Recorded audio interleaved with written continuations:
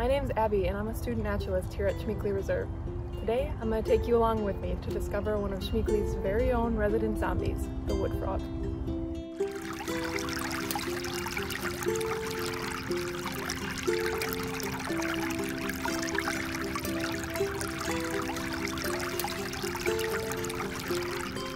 As temperatures here in Schmeekley Reserve begin to warm, the ground is beginning to thaw, streams are starting to flow again, and life is returning after the long winter. During this time, most animals have either packed up and migrated to warmer climates or fattened up and found a warm place to hibernate. The wood frog, on the other hand, had different plans. Wood frogs aren't like other frogs you may know. They have unique survival strategies that allow them to survive in the freezing cold Wisconsin temps. You can find them hiding under things like leaf litter, mud, and moss in the forest here at Schmeekley. Oh, what do we have here? Oh my gosh! Well, this isn't a real frog, but it's actually not all that different from a wood frog in its hibernating state. Much like this inanimate object, wood frogs completely shut down all biological functions when they're hibernating, and they become quite literally frozen in time. When wood frogs enter into this state of suspended animation under the leaves and forest floor debris, their bodies start to freeze solid. They stop breathing, their heart stops completely, and they have no detectable brain function.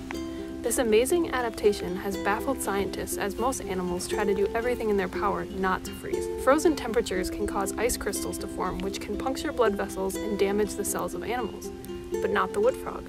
So how do they do it? Wood frogs have adapted so that the water in their bodies is moved away from their vital organs, so when it freezes, it surrounds the organs without damaging them. The wood frog also has specialized blood.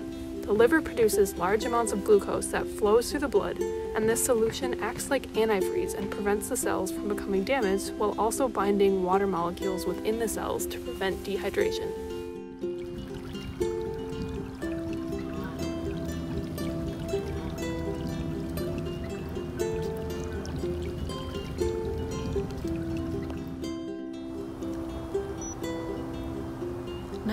.6. That's the average human body temperature. But what about frogs?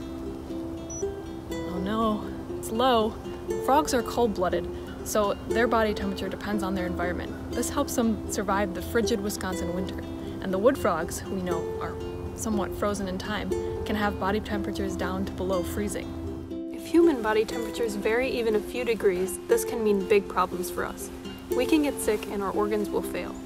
Because the wood frog's organs are able to withstand freezing temperatures without damage, scientists in the medical field are interested in learning more about this process. The ability to freeze organs could be a major development in the science of preserving organs for transplants and other medical procedures.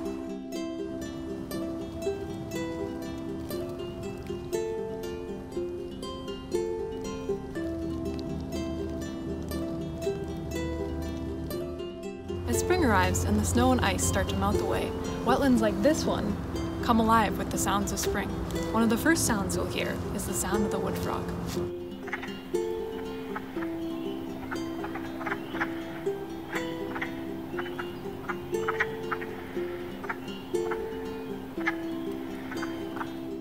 The ground where wood frogs choose to spend their winter thaws much faster than the underwater homes where other frogs are currently hibernating.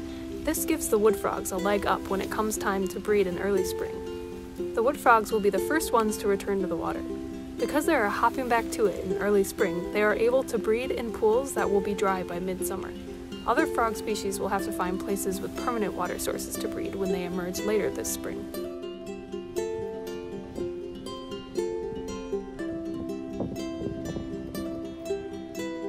The zombie wood frog is one of the most fascinating creatures here on Earth, so the next time you're out for a walk here in Schmeekley Reserve, remember that the living dead is hopping among us.